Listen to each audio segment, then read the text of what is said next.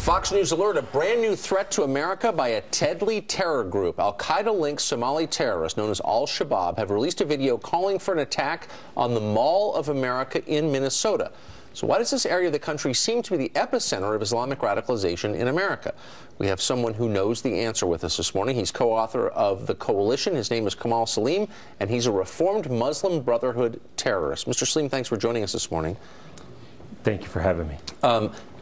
Why Minnesota? Why do we see so much focus on Islamic radicalization outside Minneapolis? Well, we're looking at, immigrants that they come in here, whether through the amnesty or through Obama, DREAM Act, and we've seen many of them are coming through the borders, of the United States of America. And these Somalis that they come in here, we have not investigated them. Statistics shows that about 80% of the the one they cross the Mexican border, they are OTM, other than Mexicans. And these, people, all we have to do is make one mistake and bring the radical person to the United States of America to take pictures in our mall, or maybe, do a radical act within our nation. Kamal, you have a unique perspective being a reformed terrorist yourself. Tell us what the radicalization process is like when they're recruiting folks here from the United States to go to Al-Shabaab, or the 3 girls we reported on from the United Kingdom who have crossed the border into Syria potentially to join ISIS. How are they recruited, and what is that radicalization process like?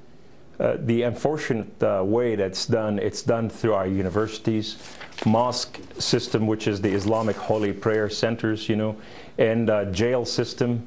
Also, it's happening, in our social media, and then also happening even high school nowadays. And all these lead to one another. For example, when we take, Newland from Oklahoma City, Moore, the one who did the beheading, he was recruited, he was converted in the jail system, and then he was indoctrinated with radical Islam in the mosque, outside of Oklahoma University, and therefore he did the beheading. Then we look at Jihad, Fort Hood, Hassan, when he did, Major Hassan, what he did, he was indoctrinated in the mosque, and he turned from a good soldier to a radical Islamist.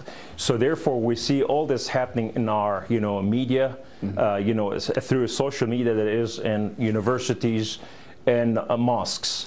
And yet the Obama administration refuses to tie these terrorists to their religion, and saying that what they say about being religious leaders is a lie. Is that a mistake?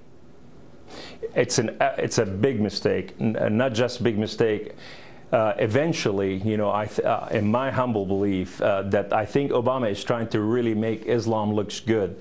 But the way it is going about, he's not doing favor to the Muslims. I think ultimately what he's doing, he's dealing with a special group called the Muslim Brotherhood. But then he's leaving the moderate Muslim outside of this. And we saw what happened in Egypt. In Egypt, when the Muslim Brotherhood took over, the moderate came and they said, we don't want this, we want moderate Islam.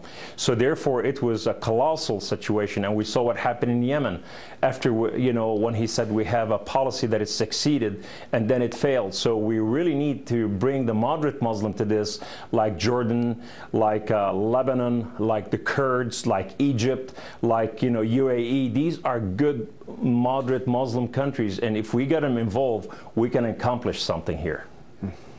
Fascinating. Kamal, we appreciate you joining us this morning. Thank you for stepping in and giving us your thoughts on these latest developments overnight. Thanks so much. My pleasure. Thanks.